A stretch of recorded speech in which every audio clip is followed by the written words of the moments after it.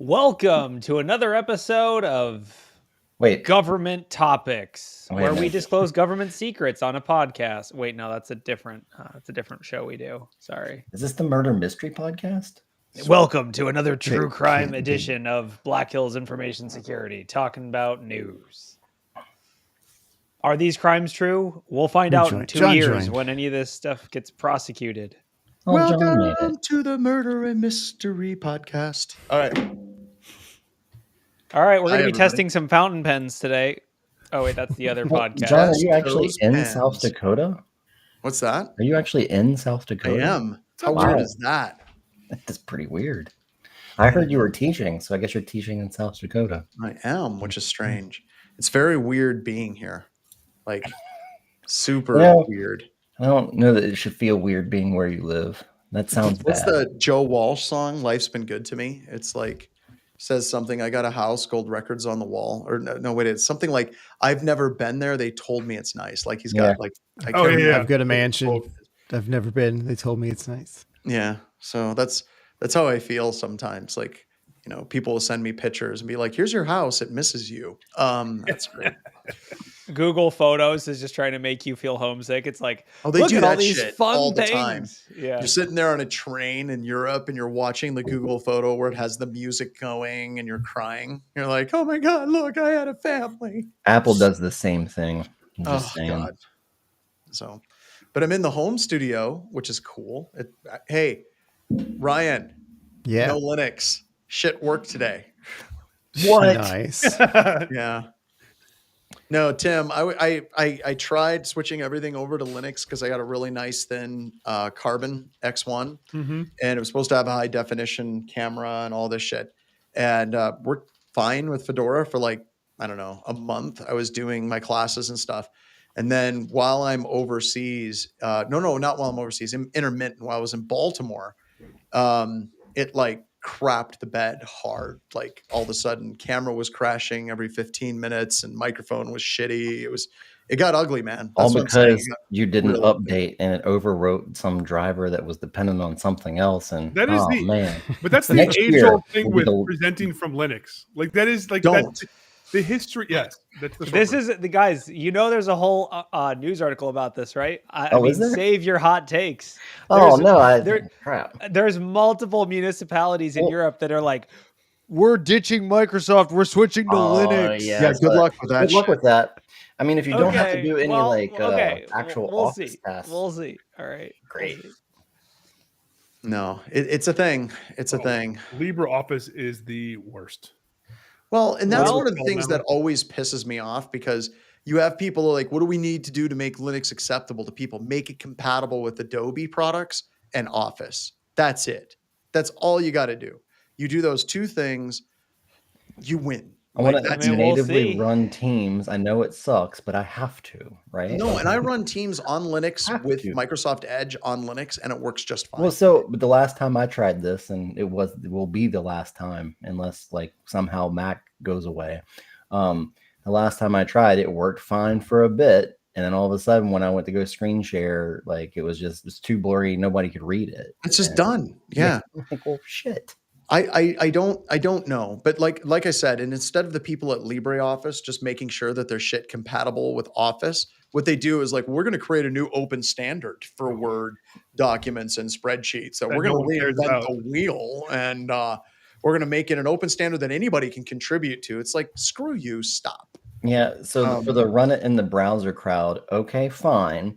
But I had at the time, again, this is a couple years ago, I had to run it in Chrome. Now, if I'm going to be running Linux, I don't want to have to put Chrome on it, right? Like, kind of defeats the whole purpose of going to Linux, right? Yeah. Yep. All right, roll the finger. You know what we should do? We should do the show. We should do a podcast about these fun topics.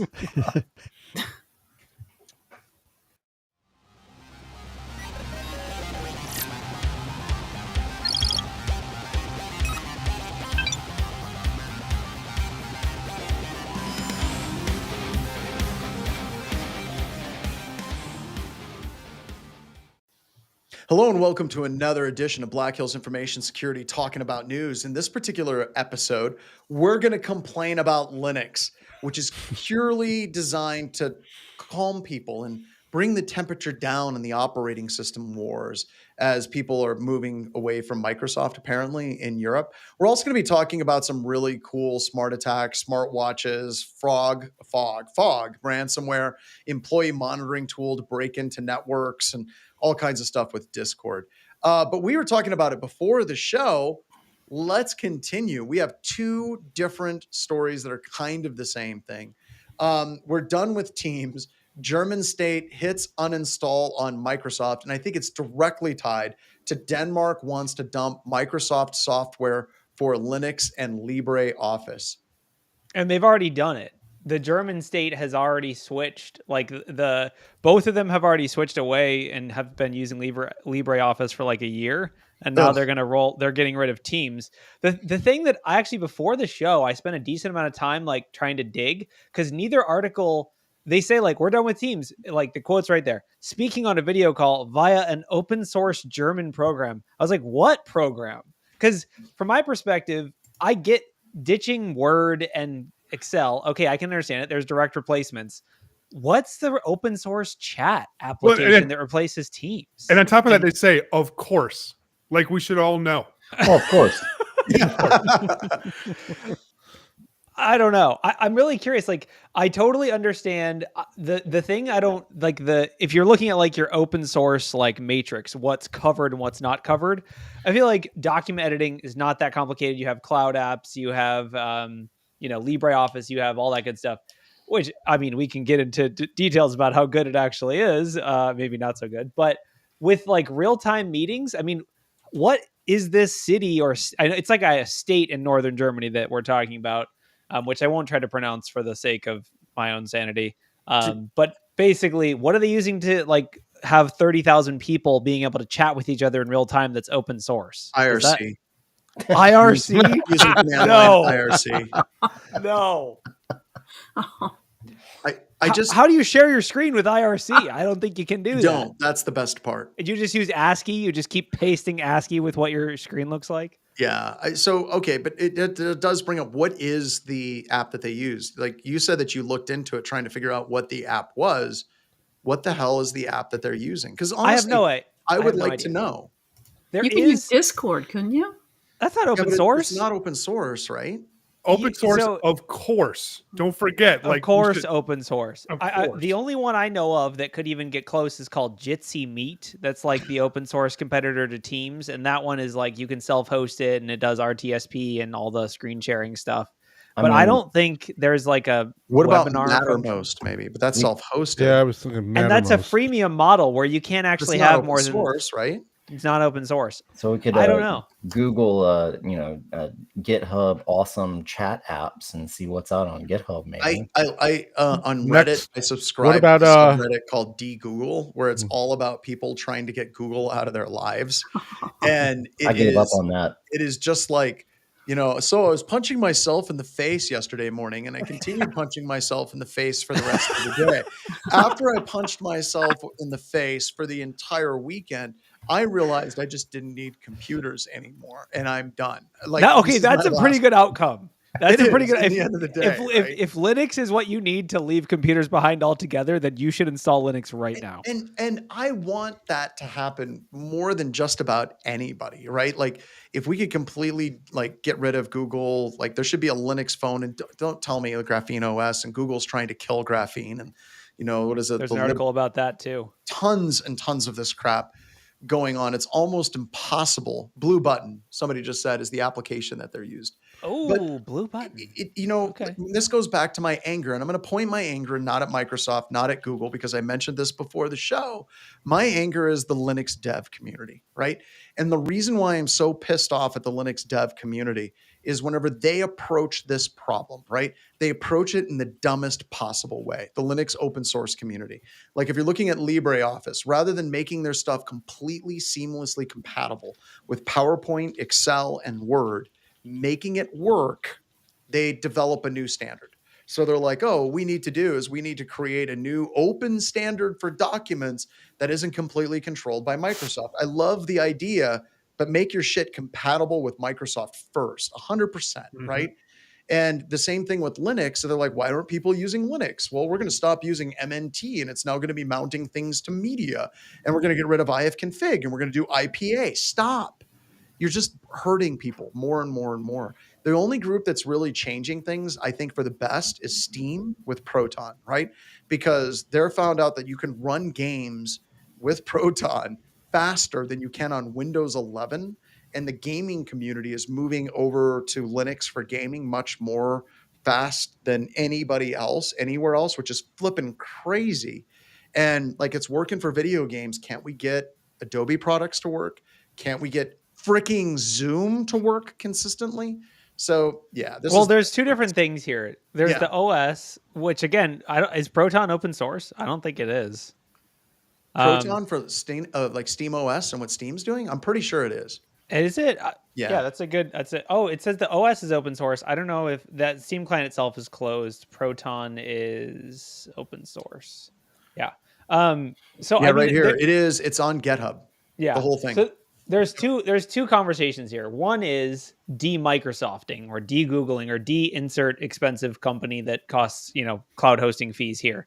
Mm-hmm. Then there is the concept of open source. And I think the article, like, Tim kind of mentioned this, it just is like, of course it's open source, but like, that's kind of a big extra step to add on to, like, not only is it removing big tech companies from your government, but it's also going open source at the same time. That's like two pretty confusing concepts at the same time. But I kind of get it. With you got GDPR, you got expensive cloud hosting fees, you got the current political situation, which we don't have to get into, but the U.S. has never been a less stable place to invest, your time and effort.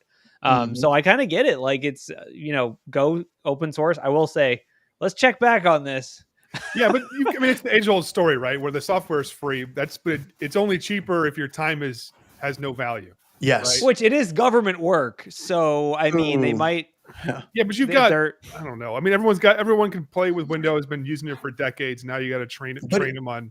And how much of that, Tim, is just it's inertia, right? It's like, if we're talking about switching over to LibreOffice, it isn't about moving forward. It's about all of the Excel spreadsheets. It's about all of the Word documents that you've had over the years that just work in Microsoft. Well, and just more broadly than that, the inertia of our devs our admins know how to use Microsoft. And if we could get them up to speed and fill in the blank Linux flavor, not to mention that there's a billion different flavors of that, which is the other hard part. I think some of that'd be tougher, but it's literally retraining people all over again. And I love the concept, my other concern, bringing it back to security. I don't think this makes things more secure. We always used to teach, Tim, for years, the idea of security monocultures and, going all the way back to the Schneier. What was the at-stake guy that Schneier did that article with? I can't remember. It wasn't Steve Belvin. I can't remember the dude's name. But somebody can find it. They'll put it up in chat. But he got fired over it. But the idea of security monocultures was, everything's by the same vendor. Therefore, if one vulnerability pops up, we're completely insecure and we get exploited all the way across. And I think that that's inherently not true. I think what we discovered is monocultures are easier to secure because you can do it through Active Directory. You can do it from the AWS console. You can do it from one centralized place in Azure.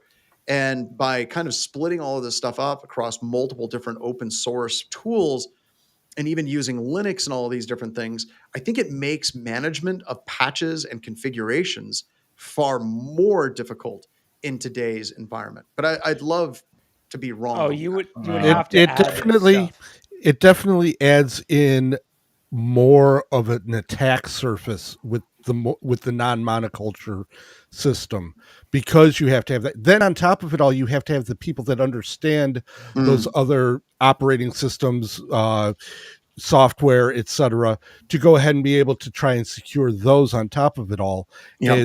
Everybody figures, oh, you're in security, you know how to secure everything.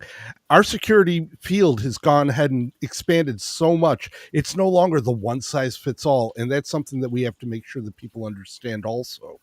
I think short term it's going to be less secure, but I think if enough of these municipalities and other, like if they actually can get a little bit of European Union magic happening, these license fees aren't cheap. Like Microsoft licenses can get really expensive. so I could see like if they all commit to this and they have like standard, practice like tools that they all center on and they all share, like you could remove a lot of the vulnerabilities and configuration issues in like a pretty short period of time, right? Well, like, yeah. But also, like, how are they accidentally secure? Because some attacker lands inside, like, I don't know what to do with this stuff. I think that there's some truth there, Tim. Right? Well, like, I don't know. where we hit environments, and it's just like, what is this? Well, And they're like, it's a Novell network. It's 2025. Like, what the hell is wrong with you? Well, It's sure, like, well, that it's secure happens. now, isn't it? But so these are endpoints, right? And then, the EDR space is definitely not as mature on Mac and Linux endpoints. And I've got to say that if I have a Python interpreter, I mean, it's a lot better than if I don't. I'm probably not ever. I've never been caught when I'm just Python, using Python for C2, like going out. So, well, even on Microsoft, if you download it through the Microsoft store and it's sure, but I feel like it works too. So I feel like EDR is a little bit more mature on the Microsoft space. And then, not necessarily an endpoint, but I've also always been concerned too with pip install bad package. So I just see these municipalities just give everybody sudo. What could go wrong, right? Yeah, I will say the article does not say if they're actually using Linux for the desktops. We're all assuming that because it just logically makes sense, but they might be using Mac or, Linux or Windows even, and just trying to get rid of recurring licensing fees. Windows would seem a pretty stretch though, if they're trying to de-Microsoft, but Corey, that also kind of brings up a whole nother interesting thing. We're talking about this, like no one's doing this. And the reality is like China and Russia, like, we have the class, attacking non-Western infrastructures. Like Russia is running a Staro and they're running their entire stack outside of the Microsoft ecosystem. Mm-hmm. And China is, and of course, North Korea, right? They got their own crazy phones and different operating systems that they're using. So there are like very large entities, right? Like Russia, and I think China is going to continue to head down that way more and more, where I do wonder how much longer it's going to be, where we can joke about like me saying, oh, well, there's no stuff for managing this and securing it. I think that there can be enough money behind it, especially if you get like Germany or Denmark and you have Russia working there and China working there. We might actually start getting some really good tools in the future that allows us to totally. Do this. I just don't think it's there right now. No, it's not there right now. And they are transparent that this is going to be a long-term like transition, and they're, hopefully going to ditch Microsoft within a year or whatever. I feel like the biggest gap. So online meetings, I guess you have this big blue button. I don't know what you do for a chat though. I guess Matrix or Signal or something. Who knows? But just for a little bit of context, this isn't small peanuts. This isn't like this is a state in Germany that has like 3 million citizens and like 30,000 government employees that are all going to be using this platform. So if this scales and pans out, this could be legit. I mean, we'll see.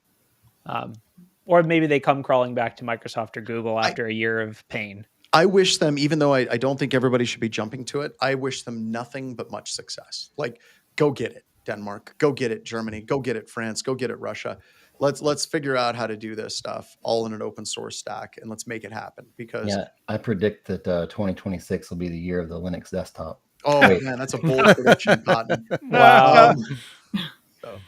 Let's talk about. Or go ahead, Tim. I was going to say, anybody noticed that the German article was written by the French? I saw that too. And some of the I saw that anyways, too. Next topic. I noticed that too. It was on like France 24. They were like, yeah, we didn't go to the meeting, but I mean, here's what the Germans are doing. Like, so, I mean, while we're on the topic, let's talk about maybe some reasons to ditch Microsoft. So we have a really cool AI vulnerability that was based in Microsoft Copilot. It's a really cool. So the article's in Fortune. It's also in Bleepy Computer.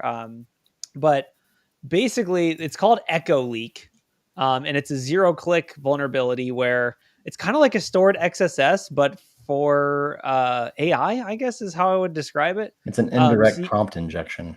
Yeah, so indirect prompt injection. It's really cool. If you scroll down, Ryan, to or I guess you're probably still pulling it up, but it's the Bleeping Computer link. 0-click AI flaw. I'll just post it in Discord. That doesn't narrow things down for me. Okay, that's fair. All right, a lot of send it the in way that Discord. this is working is I believe Third that link under AI. the threat actor sends a seemingly innocuous like looking document, but inside of that document is a prompt that when the document for business reasons gets stored in the RAG database, that that prompt then goes to the LLM, and then when it pulls up that document later, it's able to exfiltrate data based on what that prompt says to do. Yes. In fact, Microsoft had a challenge earlier this year. I think it's closed now, called LLM Mail, where they were testing out various defenses, and it was open to the public, and you could go, like, they had a leaderboard and everything. And me and Brian Fairman played it for a while. It was really hard, actually, but they had different levels of defenses to get, like, for this exact attack. Like, you send in an email, and then there's an embedded prompt inside to get the downstream large language model to send email on your behalf. And it's not as easy as it sounds, that's for sure. So Ryan, this all sounds so familiar, though, like or the web little shells. diagram thing. Yeah, like, I mean, it is. A number of years ago. It's not. It's in an image. Can I insert a web shell and change the extension? Can I insert a web shell within, like, a log file that's logged and then invoked from the logs, like, or cross-site scripting and go after the admin? Persistent and stored cross-site scripting style attacks. It feels like we're using the same playbook, which is cool. Seeing it applied in different ways, but it's kind of scary to me sometimes. Like, when this thing, it's like, did no one think of testing this? Well, so that's where, John, you see all the red triangles in this. Mm-hmm. This is all the security protections they had to bypass at each step. So, like, they have this thing called XPIA, which I'm not going to, let's keep this non-technical. It's basically their XSS filter for prompts. Thank you. They have a filter for prompts that's like, is this prompt designed to exfiltrate data or do something malicious? So they have to bypass that. Then they also have to bypass, they have to come up with a way, because they can't just post the data to like some random DigitalOcean IP address, right? They have to figure out a way to get around the link redirection. Then they also have to figure out how to get away around the CSP stuff. So they have to catch the data in SharePoint. So it's a trivial attack when you dumb it down, but there's actually like 3 security controls they had to bypass to get all the way through. So, like, that's the difference between 10 years ago and now, is now you have all these extra things you have to bypass to just get this web shell working, basically. Yeah. But it's pretty cool. Work. Let's give credit to where credit's due. This is AIM, AIM security. Run by AOL. No. Yeah, run by AOL. But do want to give credit to that research. Yeah, team. awesome write-up. Give it a shot. I think that to me, the most important takeaway from the article, this is one that I read because it had to do with AI, right? The most important takeaway is that as large language models get embedded into freaking everything, this stuff is going to become more and more important and widespread. I had one of our web app testers, Craig, message me a couple weeks ago. He's like, dude, they're putting LLMs into everything now. And so, yeah, we're running across it and everything. So as they're more and more involved in our lives, I think this is going to be an issue, because at the moment, prompt injection, there's not been a large language model that's not susceptible to it. There's various types of defenses, as we just showed, right? But there's no large language model that can inherently prevent it itself. Well, I think this is like, that's why I wanted to lead into this from the de-Microsofting thing, because this is a great example of, like, Microsoft added Copilot to everything, and now we have a zero-click vulnerability in Copilot. So, like, if your Copilot was reading your business documents, which it was, because that's the feature that got enabled for everyone, then you are vulnerable to this. It was fixed before it reached production, to be clear. I want to, I'm sure Microsoft probably sent a fat paycheck to that researcher, I hope. But yeah, like, this is a great example. If you had Copilot, and I'm sure, the underlying thing of, like, we talked about it a couple weeks ago, of the MCP servers, which are basically like AI connecting to another AI. There's a ton of them out there right now, and everything's slapping AI into Atlassian, slapping AI into Teams, slapping AI into every tool. A lot of these things are going to have the same vulnerabilities or similar vulnerabilities. So, but here's the thing that pisses me off about this, and I want to get Tim's take, is, like, whenever we're doing pen testing, and it's better now than it was, like, even 5 years ago, there are people all the time that are like, well, how do we know we can trust your pen testers? Well, okay, you can do background checks. Here's what we do. Here's how we validate. Here's the certs. Here's all this stuff, criminal records and all of that. But there was always this, like, real strong distrust. It's like, well, we're letting you in and you're going to hack and you're going to get to our most sensitive things. And we need you to sign this. We need you to sign this. We need this signed in blood. We need to have insurance of at least $10 million. And I even had people like crazy, like $25, $30 million insurance requests for us to have that type of liability. Then along comes Copilot and AI, and they're like, yeah, so this software ran by this company is just going to have access to absolutely everything in your organization. And everyone's like, cool. Well, all their eggs are already in the Microsoft basket. So that's in some ways, yeah. But John, it's artificial intelligence. How can it be bad? I know. That's right. That's my bad. It doesn't have wants and desires. It's all about branding because people think want anyway. the AI. So they're like, yeah, AI it. Like, wait, what does that mean to you? I don't know. I want AI on it. But what are you going to do with it? I am want waiting. AI. Do you not understand? Just give it to me. Give it to Put me the long. AI Give it to on me the hard, thing. Tim. I want that AI. Like, but and I'm waiting for next year at RSA. Like everything's AI at RSA this year, right? Like we go back 6-7 years, it was all NG AV, NG firewalls, and I'm waiting for next year to be the next generation AI because they got to keep evolving the buzzwords, right? We can't AI is not the pinnacle. You got to have next generation AI trademark, ASI or AGI. Yeah. We need John Wick NG AI from Palo Alto to defend our cyber trains in the desert. Dude, I don't know. A check for $1 million. I am going to say those Palo Alto ads were badass. If you haven't seen them, you must go see them. They're amazing. I'm still geeking out over them. So whoever did that at Palo Alto, I'm not in the pay band where I get Palo Alto ads. So no. They had them on 30 foot jumbotrons. You couldn't miss them. No, you got to be a first class flyer to get those. Yeah. All right, so next one. article is it's a ransomware group, but they're doing some pretty weird things, and I'm curious to get people's take on it. So the main thing they're using is we've seen RMM tools get abused so much. We've talked about it every week on the news for the last 3 years. This one is abusing employee monitoring tool, but they're using it as a keylogger. So instead of bothering with Cobalt Strike module for keylogging or whatever, they're just using something called Cyteca, which is a legitimate tool that is designed for employee monitoring, which I don't really know what the legitimate use case is for employee monitoring other than, are your work from home employees doing laundry? Check here. So I don't know. It's interesting. They're using these legitimate tools. I'm assuming through compromised attacks or compromised accounts. I'm assuming they didn't just go and purchase a license. Holy crap. Yeah. What do you think? This is from SmartAttack. They're still in business. That's what you're taking away from this. Congratulations, SmartAttack. No, dude, SmartAttack being in business is like finding an 80-year-old man that does still runs half marathons. You're like, oh, congratulations, Grandpa. Okay, listen, John. If you're running Linux and you're a city with 30,000 employees, you better have Symantec at the very least. You're not going to get CrowdStrike. That's too expensive. So how did they get access to the employee monitoring software? Was it just I think you can just install it. A lot of these RMM tools. Okay, so remember when you talked to me, Derek, 2 years ago, you installed Velociraptor in the middle of an incident, and then you're like, this just installed, and the AV just let it install. Oh yeah, it gives us access to everything. You're like, pretty much. It's just maybe it's also we should a rat. use Velociraptor as a C2. Yeah, we've been. So it is not that exact. Hold on, thing. I got to kick my cat outside. No. Well, so the thing I like about this article is that they hi to Corey's cat.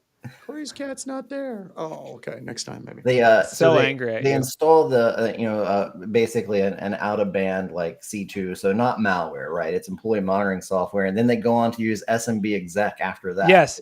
Well, so that's the other thing. It's a hilarious mix of tools, and I'm going to be honest. I think they just info stealered their way into an account and just used it because they had access to it. I don't think they actually did any research. I would guess they just happened to pop an account and we're like, let's give it a shot. Why not? But I do like the last thing, and actually was hoping that we'd talk about it. Maybe I missed last week's news, and they used GC2, an open source post exploitation backdoor that leverages Google Sheets and SharePoint for command and control. So, I mean, every time I see, because I saw there was a threat actor using calendars, Google calendars for C2 here like a week or two ago. I know, John, I thought you'd laugh at that because my first started that trend. I remember when Google got mad at us for that. It wasn't a problem until it was a problem, right? Yeah. I mean, I think it's a funny mix of tools. You have like really cool living off the land type tools, and then you have like SMB exec. Yeah, That's pretty funny. It should be flagged by Symantec, right? Like it's just Symantec should catch SMB. Well, they did flag it. That's why they have security researchers posting about it, or else they wouldn't be flagging on everything they didn't detect. But I mean, I think it's this APT. Let's just say they're like two hackers in a trench coat, and one of the hackers really knows what they're doing, and the other one's a complete noob. Yeah, they're combined, and with their powers combined. The one is like, we're going to use living off the land Cyteka to monitor keystrokes. The other's like, I ran SMB exec on the DC, and now we're quarantined by Symantec. What the hell, man? I was monitoring keystrokes for we were going to live off the land for a couple months. Not sorry, dude. SMB exec was on disk. I had no choice. Well, it sounds like the tool was good for pushing the stuff, but they didn't have a way to run it. And they're like, yeah, let's go old school. So that's why they should have used Velociraptor. Yeah, right. So needless to say, block these tools in your environments, people. If you use them, I don't know why you're creepy, but definitely monitor their use. Yeah. Just use Microsoft as your spyware. Don't pay another company for spyware. That's unnecessary. Use Linux. Use Linux. Use Linux. Because there are no keystroke loggers for Linux. No, Linux doesn't have malware. That's right. I wanted to talk about this expired Discord invite because I thought it was an interesting one. So as part of continuous pen testing, we do a lot of work with like expired takeovers and things like that. DNS records are common. S3 buckets are common. We've seen lots of like domains expire, things like that. But this is a unique one where, so the threat actor basically is taking the Discord, they call them like vanity URLs or whatever, or what is the actual tool? Yeah, vanity link registration. So what that means is discord.gg/BHIS. Yep. That's a vanity link. But the problem is not all these Discord servers, Epic Streamer 9000 had a vanity link, but then he, got divorced or whatever, so his stream shut down. But the vanity link is now available for registration. Wait, Corey, and why did he let the stream expire if he got divorced? Lawyer fees? I don't know. I guess you got me there. Oh, okay. Oh no! It's because he got canceled, and then he couldn't have any more viewers because he got canceled. Okay, so he didn't have. Okay, got it. Okay, carry on. Anyway, sorry. I need that context. Okay, fine. So we got married, and he had to shut down the stream because he wanted to have a life. I don't know. This is a fictional scenario. Okay, but basically, the vanity link expires, and now an attacker goes and registers the same vanity link. When you land in the server, though, you just get redirected to all kinds of fun malware. So they have a malicious Discord server that sends you to a phishing website that runs a PowerShell command that drops, of course, Stealer malware on your system, and now you're in the botnet. So yeah, I don't know. I just thought it was interesting. Like, we think about expired URLs and takeovers and things, but this is like putting people watering hole into a malicious Discord is new. You're like, why are all the people in this Discord just really excited and bots? Isn't all Discord malicious? Whatever. Except for those Black Hills Information Security Discord servers. We appreciate all of you, which we're at 57,000 people now. What about Red Siege InfoSec? Isn't this one of the other malicious? Yeah, this is what we did instead of Twitter. We just came up with Discord. I don't know, man.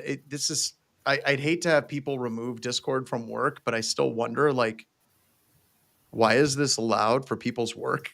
It's just strange. I'm happy. It's great for us, but still, it's kind of weird. We actually had a client. They used that for their internal comms. No.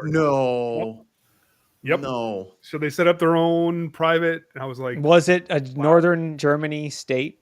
Were they in Denmark, Tim? The Discord. But, I mean, to be fair, is it that much worse than Teams? You can send malware in Teams as long as you make the password not infected. They won't. I think that's a really good point. After talking with Matthew and some of the people that have been investigating Teams, it might be possible that Discord is more secure than Teams.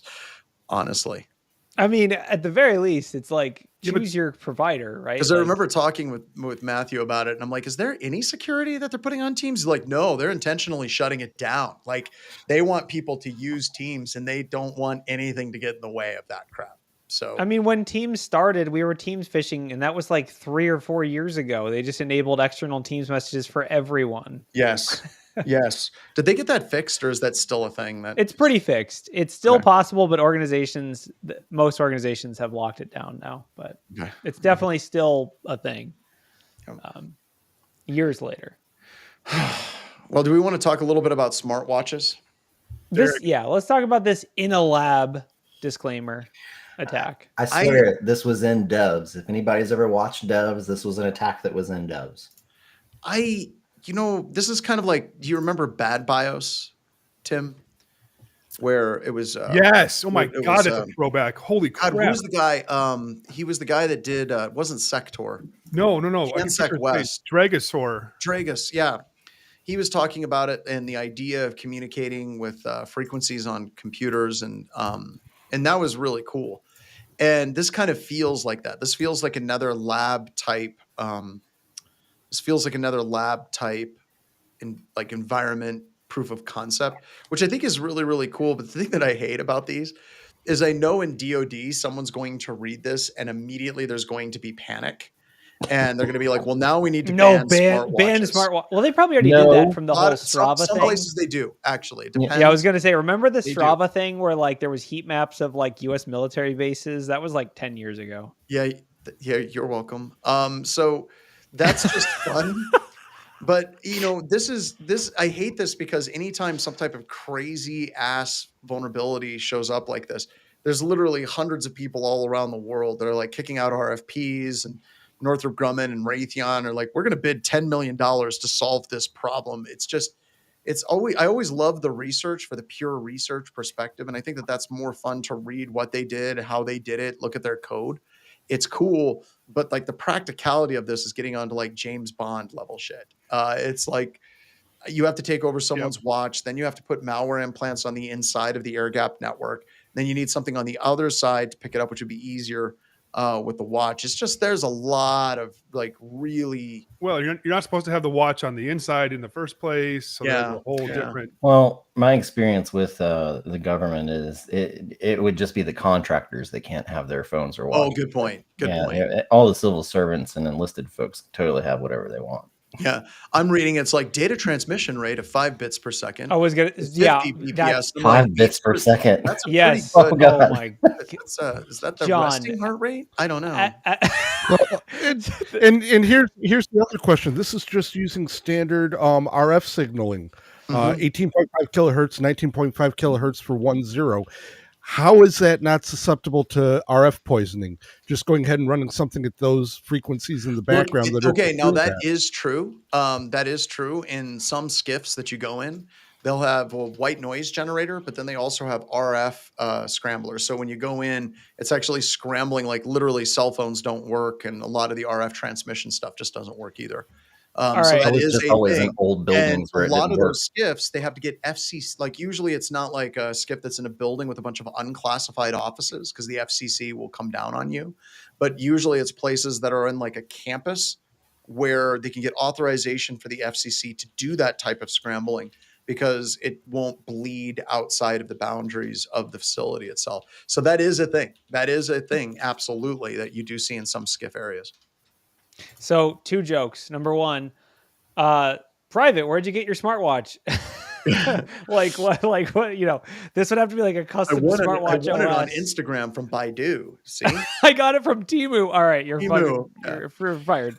The other thing, at an ideal transfer rate of 50 bits per second, it would take, 50 is 50 between 5 to 50. 50 is the cap of like the ideal scenario. I did some math to get a 1 gig file out of the government or out of the air gap. It would take 5.4 years of you sitting in that SCIF with your smartwatch. So, I mean, in a lab, okay, it's cool, but come on. I think it's cool for the lab thing, right? It would make a great CTF question, I think. It would. Oh my gosh. For like give a WAV file that has this attack in it, and then you got it. Oh, yeah. That's going to happen at Wild West Hack and Fest. But do we make them wait for the 50 bits per second data transfer, so they have to be at Wild West Hack and Fest for 5.4 years? That's what we should do. Just have it transmitting over the air. But I like at the bottom, if we could bring that up, it says the researchers waited. The best way to counter this is to prohibit using smartwatches. No, it's not. It's just to have files bigger than 50 bits. From air-gapped machines. This would eliminate the attack surface for all acoustic covert channels, not just SmartAttack.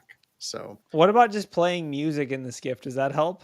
It has to be over that right frequency, right, Mike? Yep. Yeah, that's perfect. Just poison that frequency with like "Party in the USA." You just shift it up. And yeah, it's then fine. If you look at the waveform, it's Aphex Twins face. You know? Yes, they're getting their data. Pink cut. Club. What the? Is that Tim Medine from Red Siege? Hold on. Well, zoom in. It's John Strand. Yeah. At 50 bits a second, all you'd have to do is send a pulse on one of them at a half-second interval, and it would totally mess it all up. It would totally mess it all up. But still, like I said, we spent a lot of time chasing these ghosts when I was working in a skiff all the time. And then some jackass not CTO, but like a director brought a wireless router and put it in his office because he wanted to use his computer while going to the bathroom in a skiff. So we had to use it. What are you going to really worry about? Are you going to worry about this stuff? Or are you going to worry about the idiot that just brings it out? Yeah, no kidding. Well, I mean, the next, going back to what John was talking about with the bad BIOS, like he caught Dragus, whatever his name was, caught a ton of flack over that, saying like this thing's not actually realistic or practical. Like, I think that was about the time that he kind of gave up. Like he started stepping away from the industry. He caught tons of crap over it. Like he would just beat up mercilessly. I remember having a conversation with him at some dinner. I think Ed was there. I do remember it was when I was still drinking. And I do remember there was a lot of frustration about that whole thing. And there's a lot of people that are just like, you know what? It's not worth it. Social media sucks. I'm out. So, yep. So, okay, real quick, let's go back to like early 2000s Budweiser commercials. Nice. Yeah. Everyone remember the Budweiser commercial? Well, yeah, first of all, when alcohol companies were allowed to have commercials that had alcohol in them, which I don't think, isn't that banned now? I don't know. But yeah, basically, I'm follow me here. I don't know where I'm going, but follow me anyway. There's a security tool or like a threat intel tool called Wazuh or Wazuh. I don't know how to pronounce it. Wazuh. Okay. So this is, I think, again, we're going to talk about it, but I want to level set that this isn't really that big of an impact. This is more of a theoretically in a lab, like with a lot of caveats, but there is a botnet, the Mirai botnet, our old friend, has been observed to spread through a vulnerability in Wazuh, or what was it again? I already forgot. Wazuh, which is a threat intel blue teamer tool. This has already been patched. If you run this tool in a self-hosted type environment, you need to patch your stuff right now. But basically, to exploit this, the attacker would need a valid API access. So they need a user account or an admin account to get to the API. But it is interesting to see malware that specifically targets a blue team tool, right? I feel like it's kind of a self-awareness of like, whoa, they know we use Wazuh. That's crazy. I don't know anything about this tool. It sounds like, Mike, have you used it? We talk about it all the time in our classes. Yeah, I've not used it directly. I know people that have used it. I've been meaning to get a new machine set up so that way I can play with it here at my house. It's supposed to be actually a pretty good EDR / threat intel tool that's completely open source. Yep. And they make their money on subscription and support.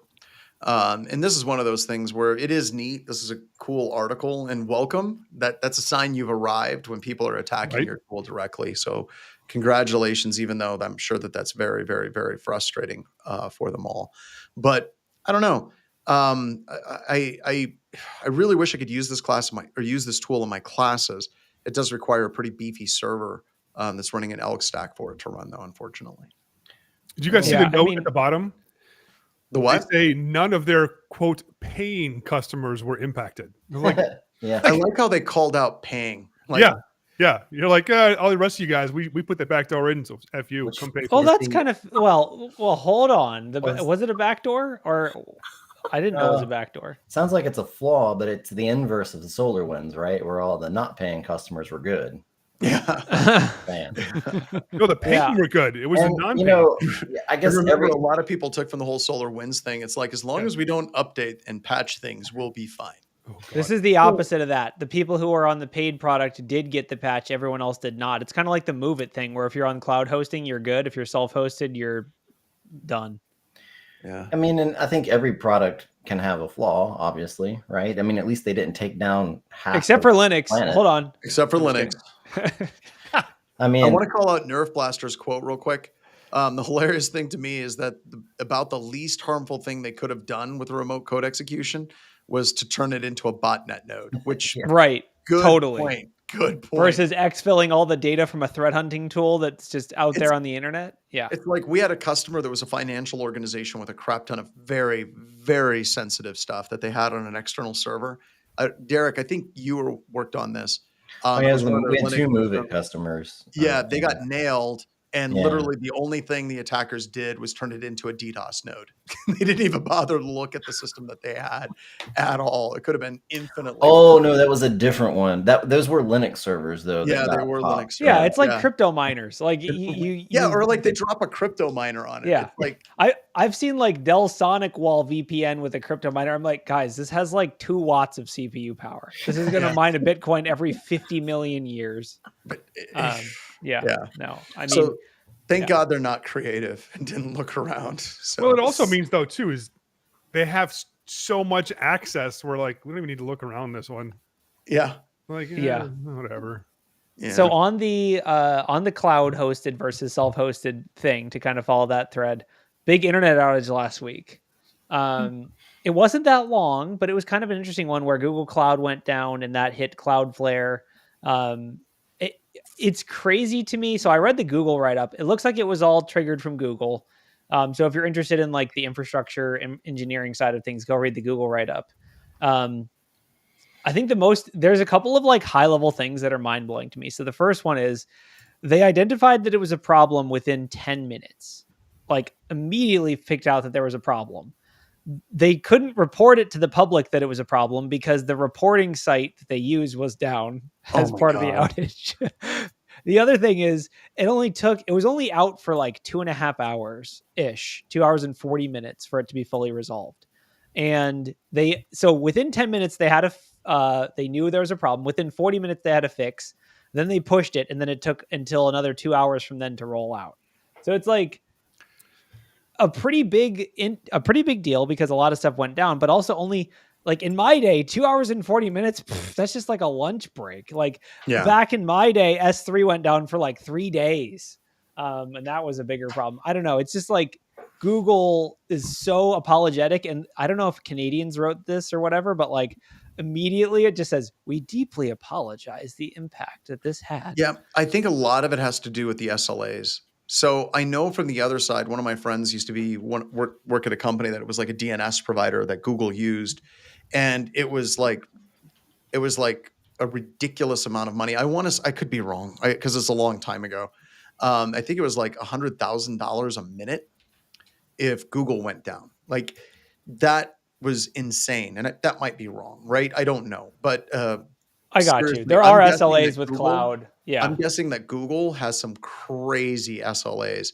And if they're down for 2 hours, that's a significant amount of money. That's like 0.0001% of the amount of money that Google's going to make this year. So that matters to the bottom line of people. Well, and just to clarify to your point, like it was actually 10 minutes to get to the root cause, not 10 minutes to detect. Because hell, the internet goes down in my house. My kids, my wife, my dog are like, what's wrong with the internet, right? And the entire internet was down from this. So they actually root cause in 10 minutes, which is actually kind of impressive. So impressive. The whole thing is very impressive. I mean, there is funny like little tidbits where it's like, oops, the monitoring site went down because that was part of the infrastructure that went down. Like that's like a oopsie.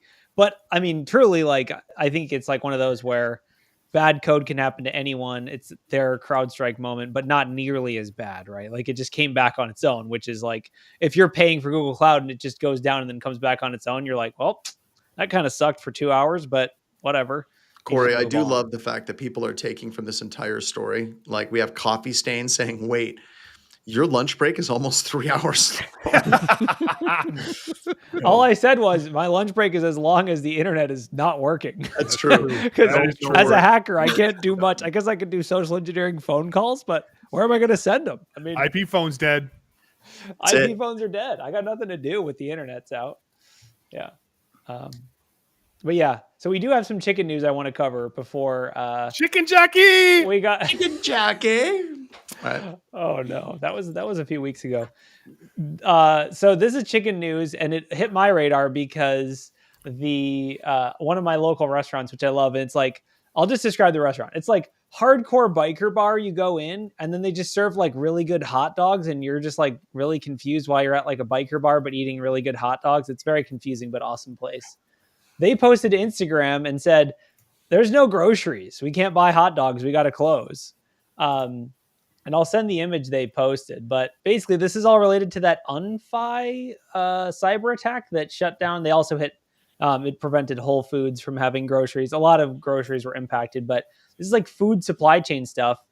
UNFI, or I don't really know how to pronounce it, UNFI. I'm always like, oh, UNFI has big trucks, but turns out it's not. Just UNFI. UNFI. It's like you read it like the acronym.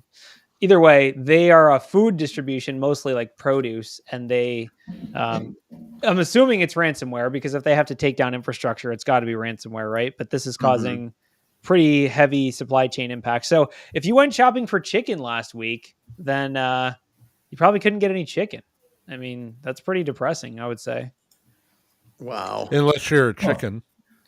Well, Yeah. I guess that's It must depend on where you're at in the U.S. because I'm close to a whole bunch of chicken plants on the Eastern Shore, and I have not noticed a chicken shortage. What does a chicken plant look like? Do they grow on trees or what? Yeah, pretty much. Pretty much, yeah. Chicken processing plant. Raising chickens, I know what's going through their heads. Absolutely nothing. Yeah. Now we got an argument. People are like, turkey's better than chicken. That's not the point of the story. That's not. It's about ransomware, people. Well, you know what's better than both chicken and turkey? Steak. Yeah. Yes. No arguments there. All right. What do we got? I think we're scraping the bottom of the barrel for stories now. Oh, no, we're not. I was using my abusive power to talk about chicken. Yeah, there's GitHub device code phishing. Chicken ain't nothing but a bird. GitHub device code phishing is kind of interesting if you federate your GitHub login with Microsoft or OAuth providers. There's a way to do device code phishing with it. It's kind of cool. Washington Post journalists are being targeted with their email attacks being compromised. Yeah, not surprising. Oh, that one coming. The SharePoint phishing is pretty interesting. It's like we've looked at that. It's basically like it's nothing crazy, but basically you can use living off the land techniques in SharePoint to get past email filters and get people to click. I was going to ask you, have we use that even in a test environment yet in any of our continuous pen testing? We have not. We have not tried it. I actually talked to our initial access specialist today, and we're going to give it a shot. It's still, it only gives you link delivery, which like we already have link delivery from an initial access perspective. We don't really struggle with link delivery, but we'll probably give it a shot just because ransomware threat actors are using it. So it's a good thing to detect. Oh yeah. Wasn't there some like Pegasus stuff or there was some interesting NSO stuff? I haven't seen any stories of there was so if you look at the nation state on nation state action section, Citizen Labs basically released a new report that a US-backed Israeli company definitely, is it called like not Pegasus? Yeah, totally not Pegasus. Totally not Pegasus. We had not Petcha, so not, makes sense. Yeah, but so I didn't think that NSO was US-backed. Okay, go ahead. I'm sorry. Yeah, I mean, US-backed, I don't really know what that means. Does that mean a US investor? I mean, who knows? I'm not going to wade into the political. Paragon. You mean not Pegasus? But that totally could be the Pegasus front. Well, yeah, So I believe that NSO Group is actually under OFAC sanctions or some kind of sanctions. So like, I don't think they actually, you can officially purchase this product in the US. And I remember a while ago, somebody tried to get me to go to Israel because they wanted me to evaluate what NSO had, because they were going to create a shell company. I don't know if this is what this article is about, but just letting people know kind of what goes in the background whenever you have the NSA's like, we really want that software. And it's like, you can't have that software. And they're like, we're going to create a shell company, and then they're going to license that software, and then we're going to buy it through the shell company. Yeah. And the government's like, okay. No, they wanted me to fly out there and check that stuff out. I chose not to. And I still do not regret said choice. But yeah, this smells like that. Like they want that sweet, sweet Israeli technology, but they can't get it directly. According to the article, Paragon was acquired by AE Industrial Partners, a private investment firm based in Florida. Yeah, that sounds right. So if it's based in Florida, does that mean this is South spyware. American interests? No. Yeah. Okay.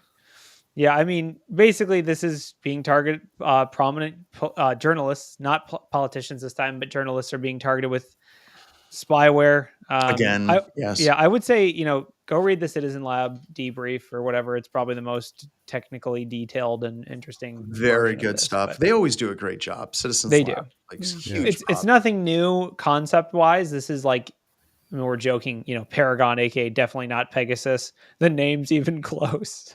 I know. But yeah, that one's pretty bad. Salesforce SaaS vulnerabilities. That's a classic. Some researchers kind of did like a, bug bashing, bug smashing on the Salesforce product. What's it called? Salesforce Velocity or App Omni? Or no, that's App Omni is the company that did it. The product is Omni Studio, which was like an acquisition. Honestly, I feel like this is classic when a company acquires a company and then brings it under their umbrella. That like there's oftentimes a lot of vulnerabilities in those products that get brought under. So yeah, I'm sure they'll fix all this stuff, but it's a lot of CVEs, 15 misconfigurations and vulnerabilities. It's a decent amount. Lot. Yeah. That's what, I keep, this gets into bigger questions of like, are we getting better? Are things getting more secure? Or is it just there's so much out there that's not getting looked at?